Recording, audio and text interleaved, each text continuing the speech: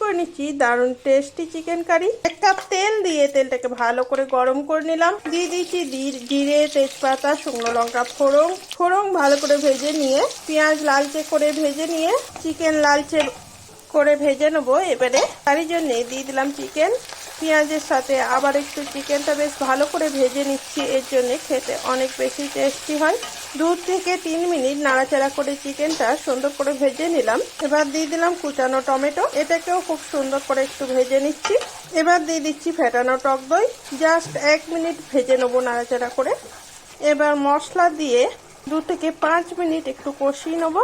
মশলার মধ্যে ছিল জিরে, ধনে, পেঁয়াজ, রসুন বাটা, কাঁচা পাকা লঙ্কা সাথে পেস্ট করে নিয়েছি। মশলা 5 মিনিট কষিয়ে নিয়ে নুন, হলুদ, কাশ্মীরি লঙ্কা গুঁড়ি পাউডার দিয়ে টেস্টের জন্য চিনি দিয়ে বেশ ভালো করে চিকেন বেশ কিছুক্ষণ ভালো মতো কষিয়ে নিয়ে পরিমাণ মতো জল অ্যাড করে জাস্ট একবার মিশিয়ে নিয়ে এবার ঢাকা দিয়ে কিছুক্ষণ কুক করে নিলাম চিকেনটাকে। এবার ওপর থেকে বেশ গরম মশলা পাউডার দিলাম। গরম মশলা পাউডার একবার চিকেনের সাথে মিশিয়ে নিলাম।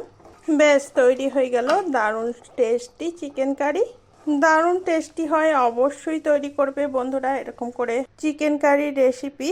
তো বন্ধুরা গরম ভাতের সঙ্গে খেয়ে জানাবে তোমাদের কেমন লাগলো আজকের এই সুন্দর সুস্বাদু রেসিপিটি। আর রেসিপিটি ভালো লাগলে লাইক, কমেন্ট, শেয়ার করে পাশে থাকবে বন্ধুরা। আর আমার রেসিপি ভালো লাগলে পেজটিকে ফলো দেবে, তাহলে তোমাদের কাছে সবার আগে রেসিপি পৌঁছে যাবে। আর যে সকল বন্ধুরা ইউটিউব থেকে দেখছো তাদেরকে বলছি বেল বাটনটা অন করে সাবস্ক্রাইব করে নিও বন্ধুরা, রেসিপি দেওয়ার সাথে সাথে। তাহলে কি হবে, তোমাদের কাছে পৌঁছে যাবে রেসিপিটি। আর বন্ধুরা তোমরা যারা যারা এতক্ষণ ধরে রেসিপিটা দেখছিলে প্রত্যেককে অনেক থ্যাংক ইউ। তাহলে এখন আসি, আবারও দেখা হচ্ছে নেক্সট ভিডিওতে। তো টাটা বাই বন্ধুরা।